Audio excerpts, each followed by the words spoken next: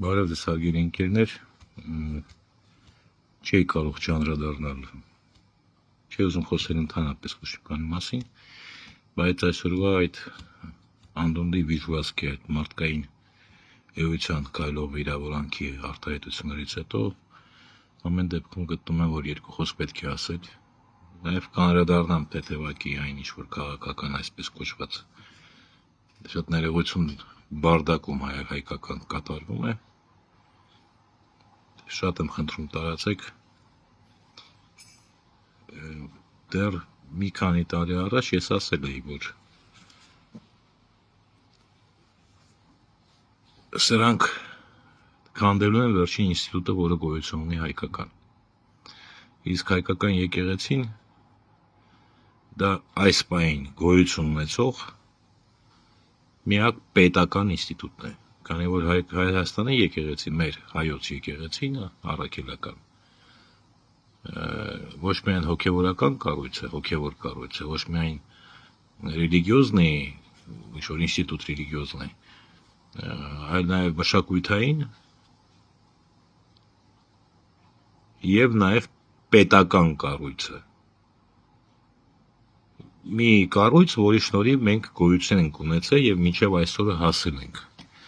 Իսկ այս ավերից հետո, որ կատարվեց Հայաստանում, դա մնացել է միակ կառույցը, միակը։ Եվ այսօր այդ հայի կողմից քաղաքակրթական պատմության մեջ, ամբողջ աշխարհի պատմության մեջ առաջին անգամ կապիտուլյանտին և դավաճանին նորից իրենց գլխին կարգած հայի համար, այսօր այդ կապիտուլյանտը և դավաճանը, այդ թուրքի հարճը, միակ մնացած ինստիտուտը, միակ հոգևոր, մշակութային, այսինքն հայի էության ինստիտուտը անվանում է Չուլանոց։ Եվ դրանում մեղավորը մենք ենք բոլորս, և ամենակարևորը այն խայտառակ էլիտան, որ մենք ունեցել ենք այս վերջի 30 տարվա ընթացքում։ Ոչ մի ազգ և ոչ միայն հարգող մարդ, այդ մարդը եթե լիներ աշխարհի ամենալավ մարդը, բայց կապիտուլյացիան ստորագրելուց հետո հաջորդ իրեն դիմումը չլիներ իրեն հեռանալու մասին, նա արդեն դառնում էր ազգի թշնամի և ազգի դավաճան, քանի որ կապիտուլյանտը մնում է, հետագա կապիտուլյացիաները շարունակվում են։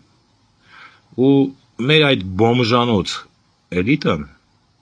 նախագահներ և այլն կոչեցյալներ, չեմ ուզում ուրիշ բառերով անվանեմ, հիշում եք, թե ինչ էր կատարվում և ով էր Նիկոլա այդ ժամանակ։ Մարդ, որը քիթը բունկերից հանել, վախենում էր, ու մներ մենակ մեկ երազանք, ինչպես կենդանի մնալ, գոնե մեկ օր ավել։ Եվ այո, կա այդպիսի քաղաքակրթական կանոն, որ դավաճանին պետք է պատժել հարյուրապատիկ ավելի շատ, քան թե ամենավոխերին թշնամուն։ Եվ այդ կոչը մահ դավաճաններին, դա ուղղակի կոչ չէ, դա իրականություն է, որը պետք է կատարվի, ի դեպ մաքսիմալ դաժանությամբ։ Եթե չեք հանում, ընկնում եք այն օրը, ինչ որ հիմա կա։ Հիմա Հայաստան արդեն գոյություն չունի։ Երեկ հայտարարում էր, որ մենք ավելի ինքնիշխան ենք, ավելի թքում է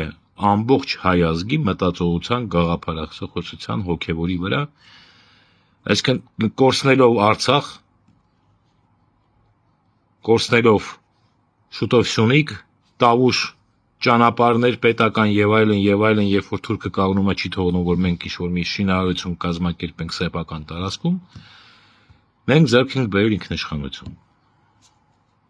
Եվ էլ եմ կրկնում, այո, դա ընդամենը մի փսլինք է, փսլինք, և այդ փսլինքին ուժ տվողը ոչ էլ նույնիսկ ՀՊ-ն է, և ոչ էլ այդ միլիցիաների բանակն է, որ կառուցվել է, այլ այն այլանդակ քաղաքական էլիտան է 30 տարվա ընթացքում,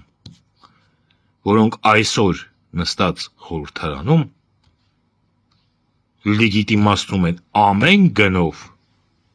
դավաճանությունը եւ պետության վերջնական կործանումը։ Միայն Նիկոլով, միայն այդ անդունդի վիժվասկով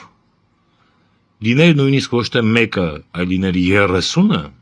հնարավոր չէր լինի կատարել այն դավաճանությունը եւ այն հակապետական քայլերը, հակամարտկային քայլերը։ Չէր կարող առանց նրանց այդ ընտրության գնացած հակաքաղաքական հանցագործություն կատարած, առանց 4 տարի է ցանկացած գնով նրան պատի պես պահող այսպես կոչված ընդդիմադիրներից,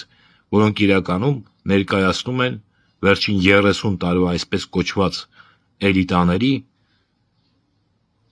դիակների, որովհետև նրանք արդեն շուտվանից քաղաքական դիակ են իրականում, ուղղակի իրանք չեն ընկալում դա։ Ինչ նախագահ Արցախի, ով են նրանք Արցախը կորցնելուց հետո։ Նրանք ինչ որ կային, դա Արցախն էր։ Դրանով էին իրենց ամբողջ ինչ որ կատարում էին լավ մի քիչ շատ վատեր բաներ, արդարացնում էին նրանով, որ իրանք Արցախ են ազատագրել։ Դուք ինչ նախագահներ։ Եվ մի բան պետք է փոխվի, ժողովուրդ ջան։ Ձեզ խաբել են 4 տարի է։ 4 տարի ձեզ խաբել են։ 4 տարվա ընթացքում առաջին հերթին, հիշում եք այդ կրելը, պայմանավորված ելքով կապիտուլյանտի հետ ընտրություն գնալուց առաջ, հիմա էլ նորից գնում է երկրորդ անգամ, մի անգամ քաղաքական հանցագործություն անելուց հետո, հիմա երկրորդ անգամն է ուզում տանի, որպեսզի այս ընթացքում կատարված դավաճանությունը լեգիտիմացվի։ Սերժիկը, որը մասնակցեց սրան բերելուն եւ դնելուն, ես համոզված եմ, որ ոչ այս ռեզուլտատներ սպասվում,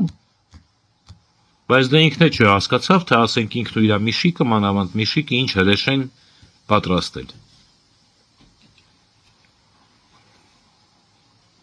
Եվ 4 տարվա ընթացքում ցանկացած պահի կարող են հեռացնել առանց մարդկանց խաբելու, առանց մարդկանց փողոցները քաշ տալու եւ լրիվ սահմանադրական ճանապարհով։ Այս impeachment դա հիմարություն է, չնայած դրանք պարտավոր էին դա անել, ասենք փորձեին անել, դրանից հետո արդեն անեն երկրորդ քայլը, դեռ 4 տարի առաջ, եթե նույնիսկ այդ հանցագործությունը կատարել եւ մտել էին խորհրդարան,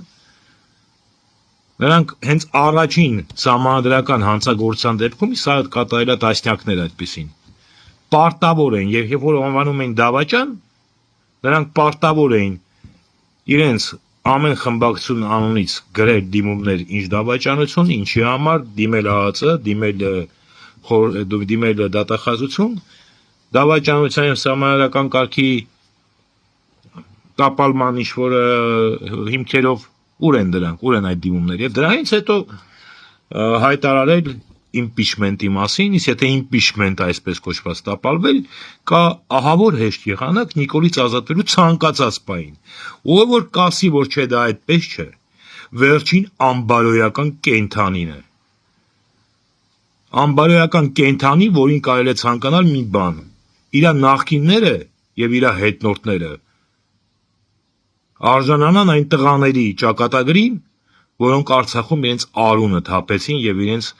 դիակները թողեցին, որոնցից շատերի մինչև հիմա չեն գտել։ Ըստ Հայաստանի Հանրապետության սահմանադրության Հայաստանի միակ իշխանությունը կարող է կազմված լինել ոչ պակաս քան 101 падգամավորից։ Այսինքն 7-8 հոգի մանդատը վայր են դնում եւ խորհրդարանը լուծարվում է իրենց ընտրած Նիկոլիկի հետ միասին։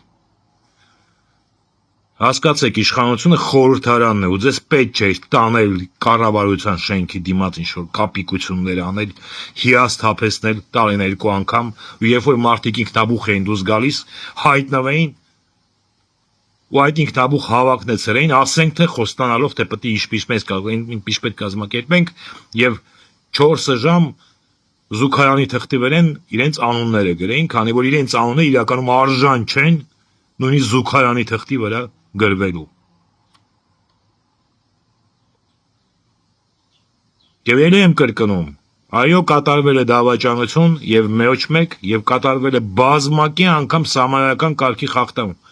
Ուր են։ Նրանք ասում են, հա, դե լրագրողներ են, խաղում են բարի եւ չար միլիցիա, հանձնելով պետությունը միասին կազմելով հայկական միակ իշխանությունը խորհրդարանը։ Թշնամու եւ դավաճանի հետ համագործակցելը կալաբրացիոնիզմ է, ծանրագույն հանցագործություն։ Ֆրանսիայում այդ մարդկանց շատերը այդպես էլ, ինչպես ասենք Ռենոն, որը համարվում էր հերոս, իսկ քանի որ մի քանի հատ ավտոբուս էր վաճառել թշնամուն, միայն դրա համար կալաբրացիոնիստ հայտարարվեց եւ մնացածի այդ փողոցում տկլոր մանտալուց հետո քայլերով խփելուց հետո սատկեց ընդամենը 1 ամիս հետո Բերթում, ու ոչ ոք հիմա չգիտի թե որտեղ է թաղված։ Թշնամու եւ դավաճանի հետ համագործակցելը ծանրագույն հանցագործություն է, իսկ մեծագույն համագործակցության ձևը թշնամու կամ դավաճանի հետ իշխանություն կազմելն է, ինչը արել է այժմյան տականք, այսպես կոչված չընդդիմությունը։ Եվ էլ եմ ասում, ցանկացած սպայի վաղը 1 ամիս առաջ, 3 տարի առաջ, 2 տարի առաջ, նույնիսկ մտնելով այդ խորհրդարանը, նրանք դաժե չեն կարող մեկը իրենց միջից դեբուտան կա, ինչպեսին իրենք կան, հայտարարեց, որ ասում ինչի չեք դնում, դուք համաձայնվեց, ինչպես 7 հոգի նաև նրանցից, որ այո, այդ օրենք ուրիշ ձև չունի, եթե նրանք մանդատներ դրանք լուծարվում է խորհրդարանը։ Ասեց իրենք իրաց մորն ու երեխուն եկը վաճառեն, բայց մանդատից չեն հրաժարվի։ Մի մոմենտ մոռանալով, որ ինքը դրանցից մեկն է։ Պրիվետ քեզ, արա։ Մի օր լանոտ կտամ։ Ու 5 կապեր եւ այլն էլ ոչ մի նշանակություն չունեն։ Դուք բոլորը դավաճաններ եք։ Մի տարի առաջ հույսով եմ ոչ թե գիտակցված, այլ ոչ գիտակցված օգտագործվեց ձեր կողմից նաեւ Բագրատ Սերբազանը, որին հիմա օգտագործել եք, հիմա էլ մի հատ էլ տարբեր տեսակի բարիս մուրազի գրպանի գծած շներով վարկաբեկում եք, որ հանկարծ նորից փոքոց չկարողանա գեներացի, չնայած նա շատ մեծ հարված հասցրեց եւ եկեղեցուն, քանի որ վերջի իրեն կապում են եկեղեցու հետ, չնայած դա իրականում այդքան էլ չի եղել, ավելի կարելի է կապել քաղաքական այսպես կոչած էլիտար մարմնավաճառների հետ։ Ամեն անգամ ժողովուրդ ջան, այս վախացնում է սարսափելի ձևի այս գզվրտոցը իրար նկատմամբ, ես 90%-ով համոզված եմ, որ դա իրաց միջով պայմանավորված է, որ կատարվելու է մի սարսափելի բան, որովհետև ամեն անգամ ինչ-որ մի սարսափելի բան կատարվելուց առաջ սրանք սկսում են գզվրտոցը, որպեսզի մարդկանց շեղեն, կամ ինչ-որ մեկը խփում է այնտեղ խորհրդարանում իրաց գլխին, կամ մեկը իրաց վրա միզում, ասենք նախկին նախարարի վրա, որը պատրաստ է ամեն նսեմացման, մենեքները իր հիմնական աշխատանքի տեղը, իսկ իր հիմնական աշխատանքի տեղը իր սեփական ընկերոջ, երևի ինչ-որ ընկերոջ դղյակի պահակ աշխատելն է, եւ գիտի, որ տես դուրս գա կարող այդ հիմնական աշխատանքից է զրկվի, պահակ էլ չաշխատի ընկերոջ դղյակի, ինչպես ինքն է ասում, իմը չի նրանն է։ Որ իշխանիկ Սաղաթելյաններ, հիշում եք, չէ՞, ինչ էր կատարվում, երբ որ բանակը ոտքի ելավ, ասես մենք ձեր մեջքին ենք, ինչ ուզում եք արեք, ոչ մի միլիցիա ձեզ ձեռք չի տա, ոստիկան ձեզ ձեռք չի տա, հայտնվեցին միանգամից Վանեցյան ու իշխան Սաղաթելյան եւ ամեն ինչ սղասրին գնացին ու վերջում էլ մի հատ էլ բանակին հարվածեցին ու տվեցին հնարավորություն վերջնական բանակը քայքայել։ Չգիտեմ ժողովուրդ ջան, այսպես չի կարող շարունակվել։ Եվս 2 հարցի վրա կկանգնեմ։ Գժվում ենք կամաց։ Մի քիչ խելք ունեցողները գժվում են։ Բավականին մեծ մասել ասում է մեռնենք երջանիկ, ինձ մեզ ոչ մի բան չի հետաքրքրում։ Ուտենք, մեռնենք երջանիկ։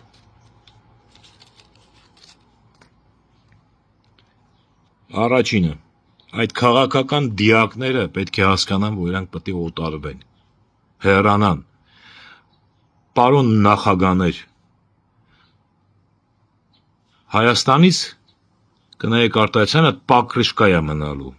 ու ես համոզված եմ, որ այդ պակրիշկան վրա նստելու համար էլ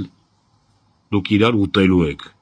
քանի որ ձեր միակ միտքն է, որ այդ պակրիշկայի վրա նստելը հնարավորություն կտա ձեր գողունը պահելու, չի տալու, դուք ձեր այս նման ինչ որ դուք այնքան գիտակցություն նույնիսկ չունեք, որ չեք հասկանում, թե այս ամեն ինչի համար ինչ որ դուք արել եք, ձեր սերունդները ինչ պատասխան են տալու։ Ձեր միակ փրկությունը կլներեն, որ իրականում սրանից շուտ ազատվեք ու մի բան փորձեք անել, մեկին գտնեք ոչ ձեր դեմքով։ Իսկ իրական փրկությունը կլներեն, որ այդ գտնելուց հետո ատրճանակը դնեք ձեր գլխին Արցախով մարդ դարձածներ, որ գոնե պատմության գրիշ գրված ելներ, որ գոնե մեկը պատիվ է ունեցել։ Ազգից են դեգրադացում, ում ընթացքում, հասկացանք, սա սերացում էր, սա եկավ սերացրեց, բայց հիվանդությունը դուք եք կուտակի, դեգրադացիան ամեն իմաստով, և քանակական իմաստով ազգի քանակի, և մտավոր և որակական իմաստով, իսկ նման փոքր պետությունների միակ հարստությունը, իրական հարստությունը դա մարդկային կապիտալն է, իսկ այդ մարդկային կապիտալը ում պետք է նմանվեր, ձեզ, ինչպես երեխան է նայում իր ծնողներին և դառնում է այնպիսին, ինչպիսին իր ծնողներն են, դաժե խոսել պետք չի, ուղղակի կտտ նայում է, թե ինչ են անում, այդ ազգը ձեզ է նայել, մի մասն է չի համակերպվել, մեծ մասը բավականին դուրս է գնացել, որպեսզի մի մասը թեկուզ փոր լցնելու, մյուս մասն չհամակերպվելով ձեր նման դառնալու ապագային։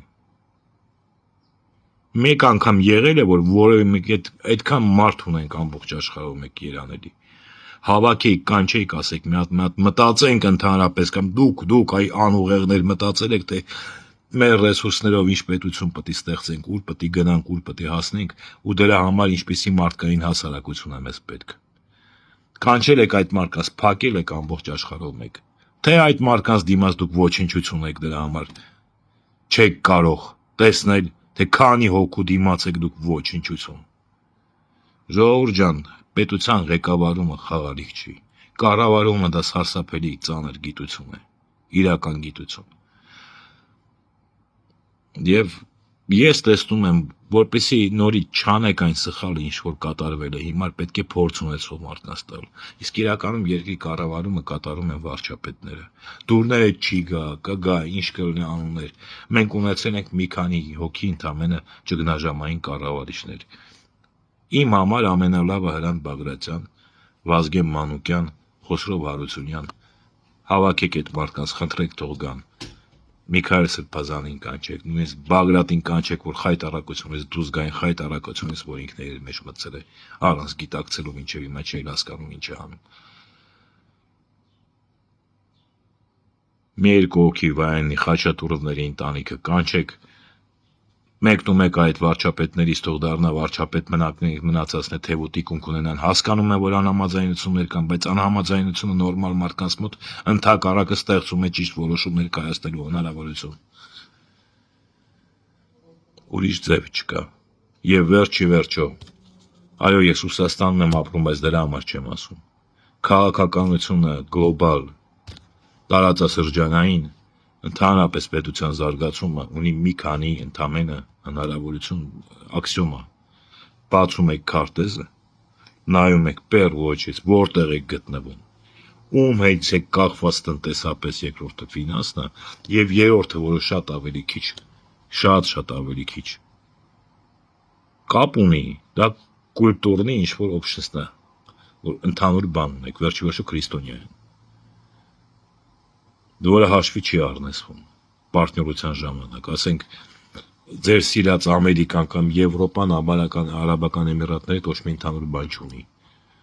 որտեղ կնոջ, ասենք, իրավունքները ընդամենը 2 տարի առաջ հավասարացրեցին տնային անասունների իրավունքներին, բայց իրենք իրենց շատ լավ, երբ որ օգուտ ունեն, շահ ունեն, գործում են։ Մի հատ լավ մտածեք, հիմա հակառուսականություն տարածել է, իհարկե լավ է ունենալ նաև ուրիշ ընկերներ, բայց հիմա դուք քայքայել եք ամբողջ հարաբերությունների բոլորի հետ, իսկ Ռուսաստանին մի բան էլ ոչ թե չեզոք, այլ թշնամի եք սարքում։ Դուք գիտեք։ Ամեն դեպքում խնդրում եմ ձեզ ժողովուրդ ջան, Հայաստանին 26 թիվ չեք ձգելու, դրոշակ է չի մնալու, եկեղեցիներն էլ են քանդելու,